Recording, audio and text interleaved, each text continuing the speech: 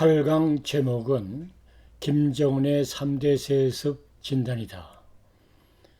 이 강의는 1. 서론 2. 3대 세습은 무엇이냐 3.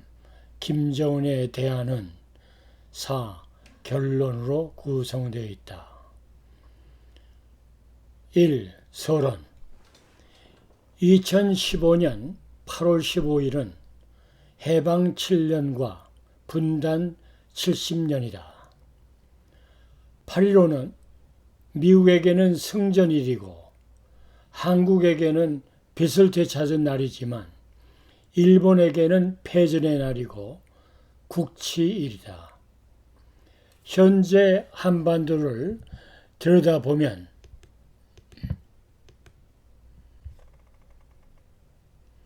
엄청난 변화의 소용돌이 속에서 남북한이 공존하고 있다.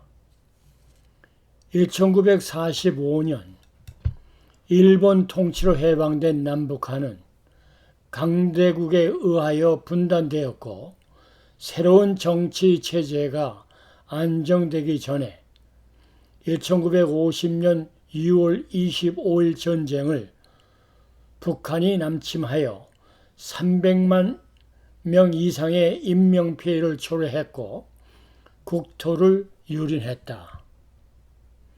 한국전쟁은 1953년 정전협정으로 총소리는 멈췄고 분단은 여전히 지속되는 가운데 남한은 정치, 경제 및 사회적으로 세계에서 가장 후진국으로 수차례의 경제개발 계획의 성공으로 반세기 내에 기적적인 경제개발과 민주화를 달성하여 세계에서 7개국밖에 없는 1인당 국민소득 3만 달러와 인구 5천만 명을 과시하는 30-50 클럽, 미국, 일본, 독일, 프랑스, 이탈리아, 한국 멤버가 되었다.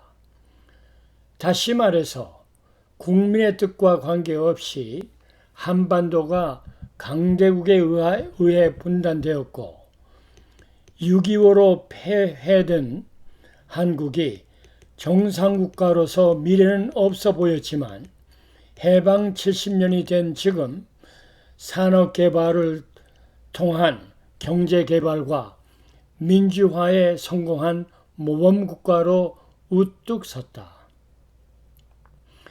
최빈국에서 인력 선진그룹으로 도약하면서 모든 산업 분야에서 선도국가 반열에 올라 국부와 평균적 삶, 국가 위상은 한국 역사상 최고 수준이다. 앞으로 과제는 빠른 시일 내 비정상적인 분단 환경의 국가에서 통일된 정상적인 국가를 이루기 위해서 한민족의 수원인 한반도 통일 문제를 해결해야 한다.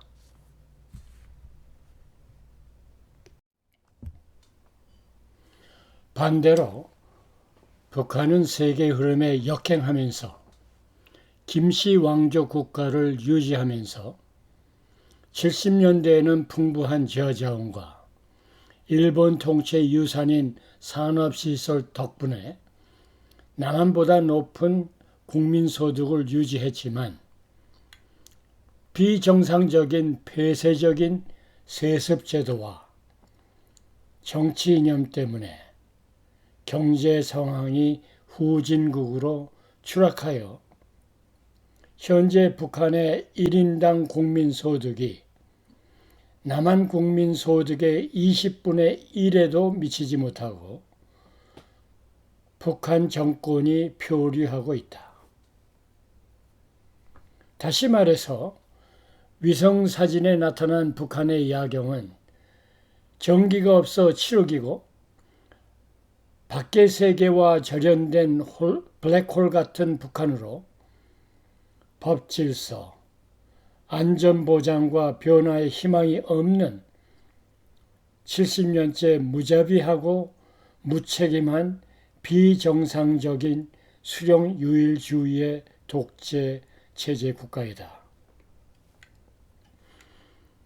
여기서 우리가 관심 있게 봐야 할 사실은 남한은 시대의 흐름을 타고 정상적인 국가 발전을 하고 있고 북한은 시대의 흐름에 역행하면서 비정상적인 국가 발전이라는 점이다.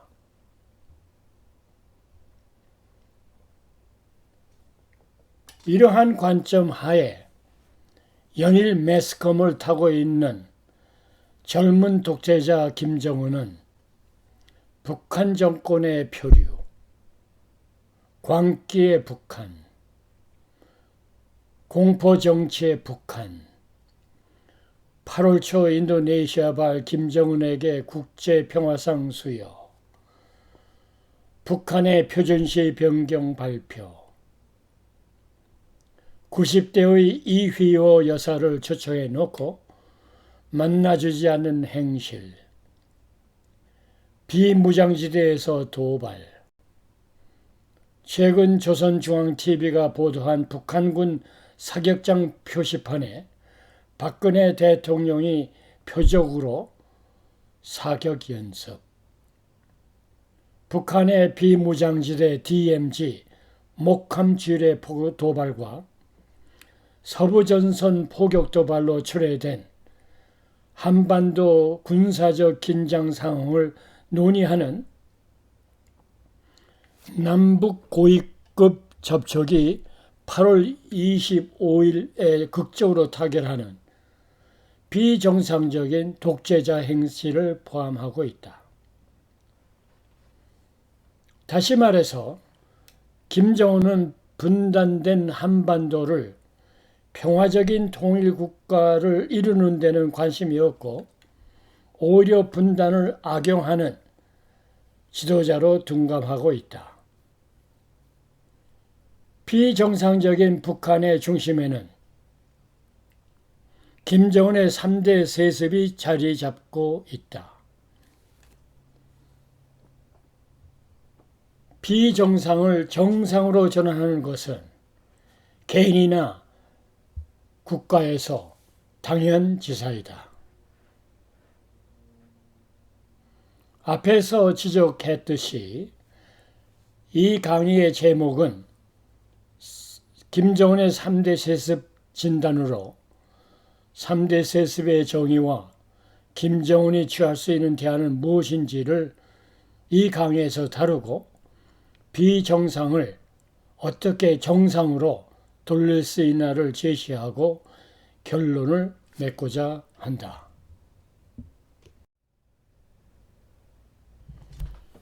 8강의 두 번째 제목인 3대 세습의 정의를 들여다보자.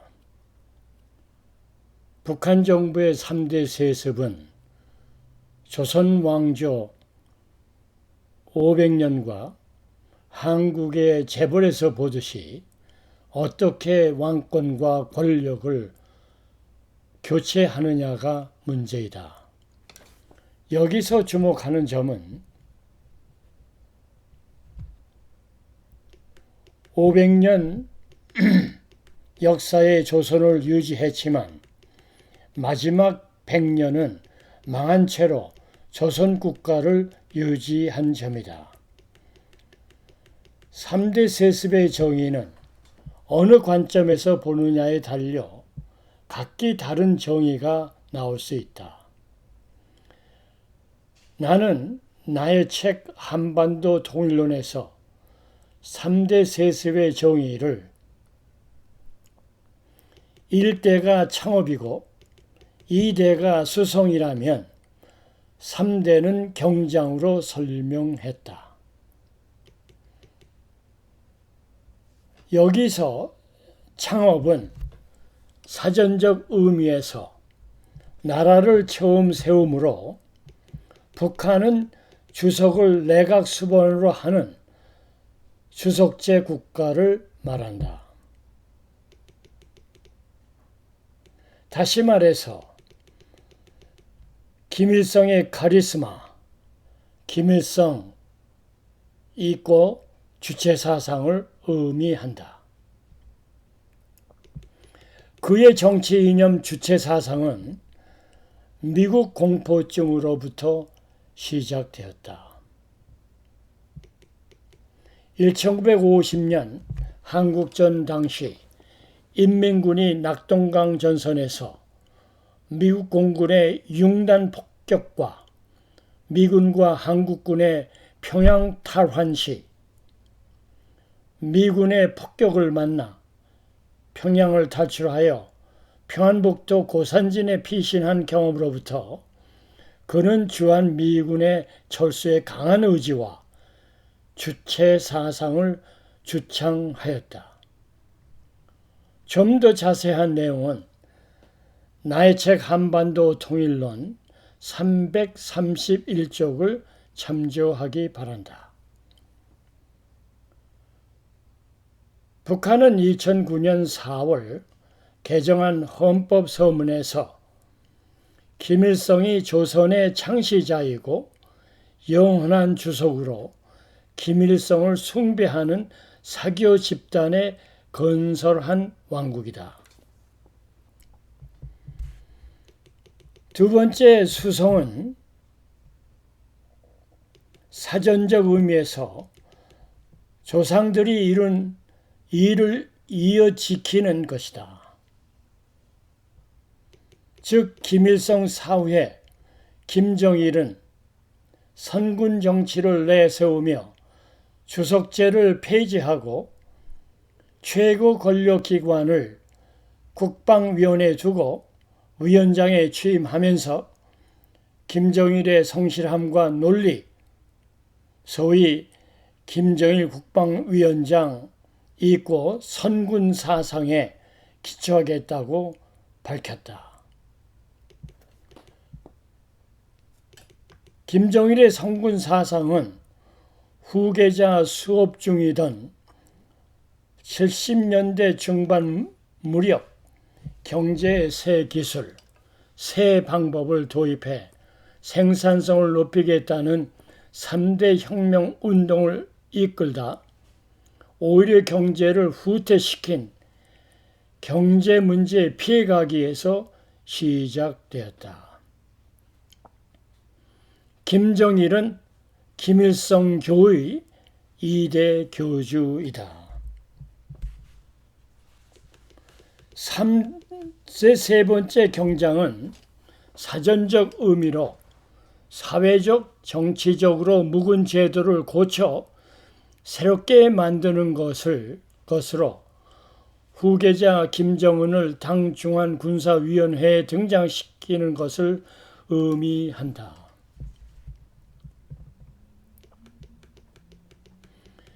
김정은은 할아버지의 젊었을 때 머리 모양까지 흉내내며 장래 지도자의 지위를 높이려는 공조 노력으로 권력의 계단에 오른 3대 교주이다. 당 중앙군사위원회는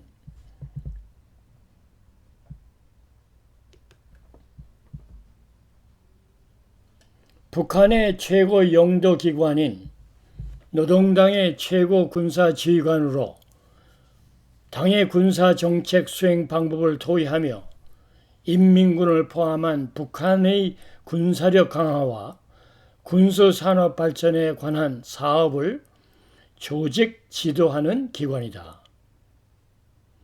김정일 위원장은 김정은을 당 중앙군사위원회에 임명하여 선군 정치에서 앞으로 당 중심으로 이동하도록 길을 열어준 것으로 분석된다. 다시 말해서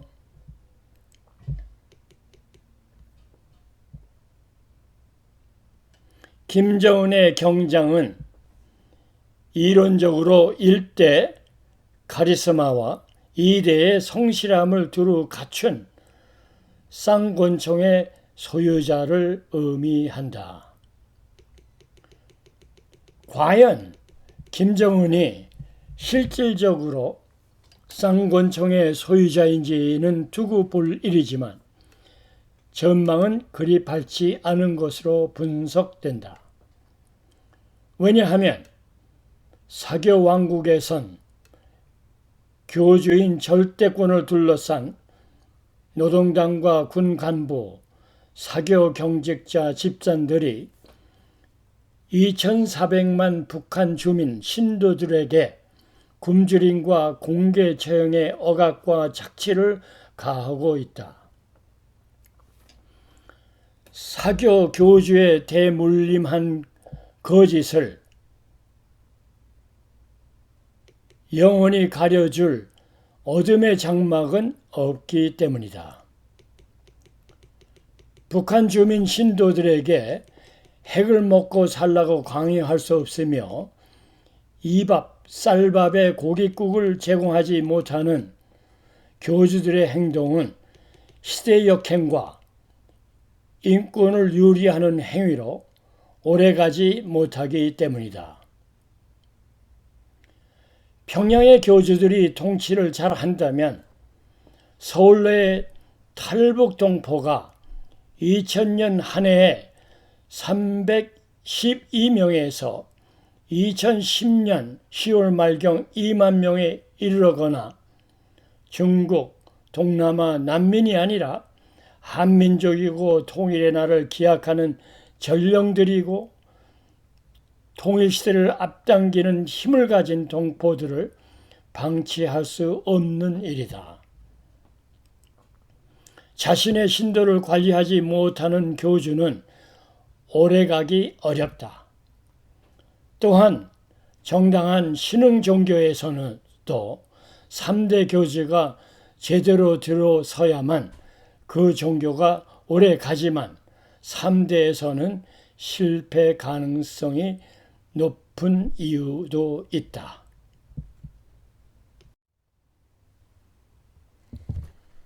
이 8강의 세 번째 제목은 김정은의 대안이다. 김정은의 대안은 김씨 왕조를 계속 유지하는 데 초점을 맞추어 단기적으로 공포정치 유지, 중기적으로 북한 정권의 표류로 체제 붕괴 방지, 장기적으로 북한식 사회체제 유지를 포함한다. 김정은의 공포정치는 단기적으로 잠재적인 저항 세력을 통제하는 데 있다. 내부적으로 2000년 이후 1,400명을 먹고 살기 어려워 범죄를 저지른 민초에서 북한 체제를 지탱하는 당과 군과 정의 고위 간부를 공개 처형한 숫자다. 김정은은 공포를 통해 잠재적인 저항 세력을 통제하는 차원에서 고모부인 장성택, 최근에는 인민무력부장 현영철을 반당, 반혁명분자로, 또한 자라농장 공장장, 최영건 내각 부총리 등 70명을 공개 처형했다. 김정은의 공개 처형은 최대로 공포감을 조성하여 북한 내분이 시작된 것을 차단하는 현상으로 전 세계가 경악할 정도이다.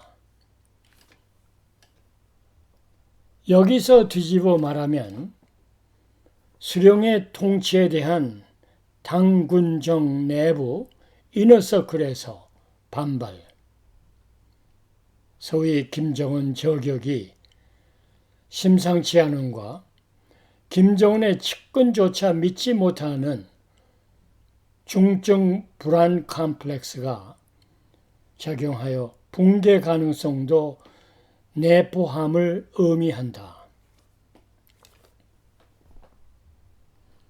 여기서 분명히 짚고 넘어가야 할 점은 망한다는 것과 불안한 것이 다르다는 것이다. 지난 20년간 곧 망할 것 같은 북한이 아직 핵 보유국이라면서 10월 한국과 미국에 대한 도발 행동의 일환으로 신형 장거리 미사일을 발사할 가능성이 높다고 미국의 북한 전문 웹사이트인 38노스가 7월 28일 최근 촬영한 민간 위성 사진을 판독한 결과라고 밝혔다. 한국, 일본은 군 소식통을 이용해 북한이 서해 발사장에 사거리 1만 킬로미터 이상의 장거리 로켓 엔진 실험을 한 사실을 단독 보도한 바 있다. 불안하다는 것은 김정은이 공포정치를 통해서 전 세계에 그의 잔인함을 보여주면서 그의 권력을 유지함을 의미한다.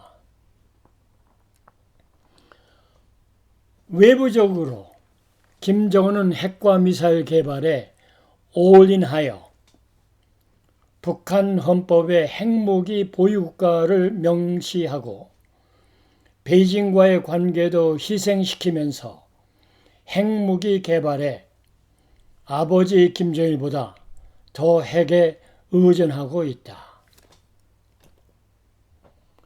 김정은은 핵 보유만이 3대 세습의 김씨 왕조를 유지하는 방편으로 보고 핵탄두의 소형화와 미사일 개발의 모든 것을 거른 것 같다. 그러나 김정은의 대량살상 무기는 미국과의 협상용이고 이 무기를 평양이 사용할 경우 국제적으로 매장되고 워싱턴과 일전에서 김정은 체제 붕괴는 불문가지의 사실이다.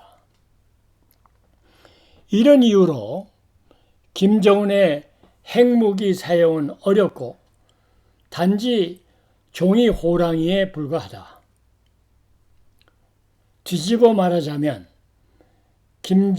김정은의 수령 유일주의 체제를 유지하기 위해서 평양의 핵정책 목표도 소위 깜깜이 작전으로 핵무기를 머지않아 완성할 수 있다는 인상을 북한 주민과 전 세계에 보여주는 것이다.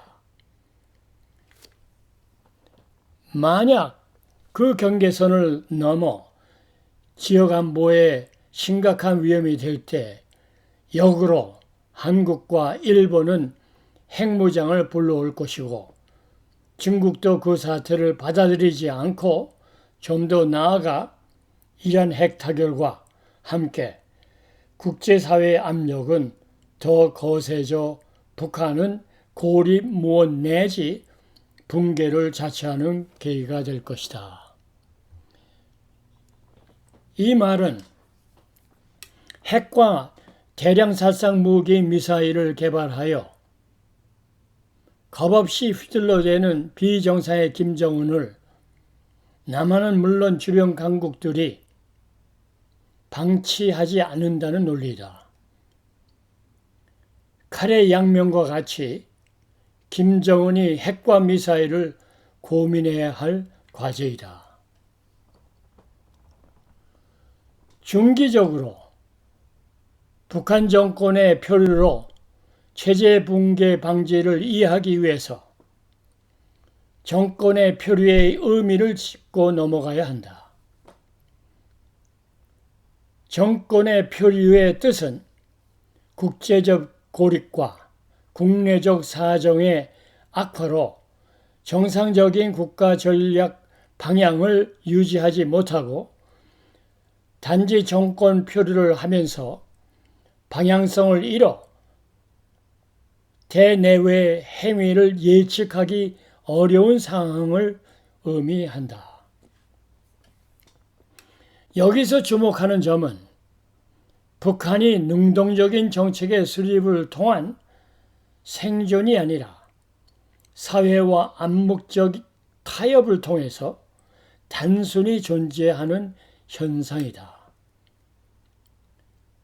특히 김정은의 핵경제 병진 정책은 이상적인 비현실적인 정책이고 성공할 수 없는 정책이다. 9월 1일 한중 정상이 이 병진 정책의 반대 목소리를 분명하게 낸 것도 평양의 압박이고 북한 경제 회상은 불가능하고 핵 보유 국가 인정은 비현실적이기 때문이다. 장기적으로 김정은은 3대 세습을 성공적으로 이끌어 북한식 사회주의 체제를 존속시키면서 분단된 한반도를 유지하는 것이다. 과연 김정은이 공포정치와 표리정치를 계속할 수 있는지도 의심이며 러시아와 중국은 열린 사회주의를 지탱하는 반면 닫힌 북한식 세습 제도를 장기적으로 유지할 수 있는지도 의심이 가는 분야이다. 이 의심이 되는 분야는 비정상적인 분야로 붕괴 내지 표류해서 마지막 붕괴 단계를 앞당기는 계기를 마련한다는 논리이다.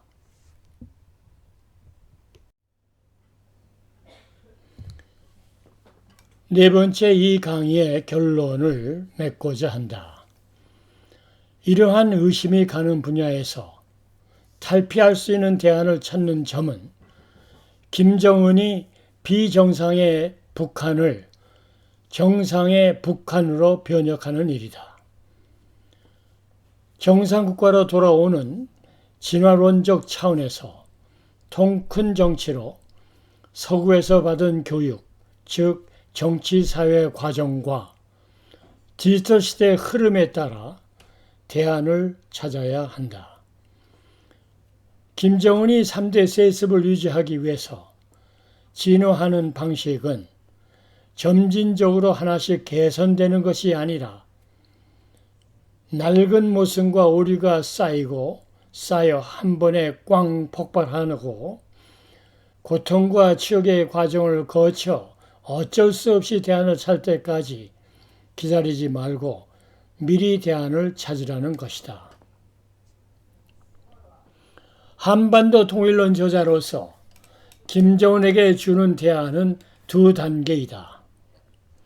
제1단계에서 김정은은 대량 살상 무기를 포기하면서 중국, 러시아, 일본, 미국, 북한, 남한이 동북아 경제 공동체 건설에 동참하는 전제로 북한 정권 유지를 미국, 중국, 러시아, 일본과 유엔과 한국으로부터 보장받는 것이다.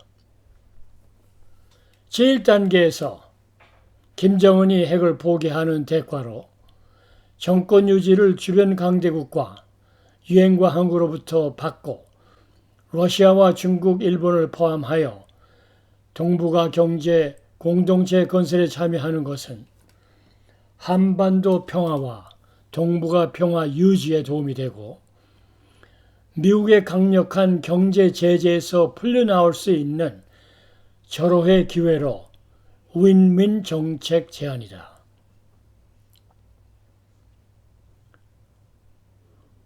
제2단계에서 김정은은 강소국 연방제를 받아들여 남북한이 한반도 평화 통일의 주도권을 가지고 분단의 비정상을 통일의 정상으로 가는 점을 미국, 일본, 중국, 러시아가 보장하는 방안을 채택하는 점이다.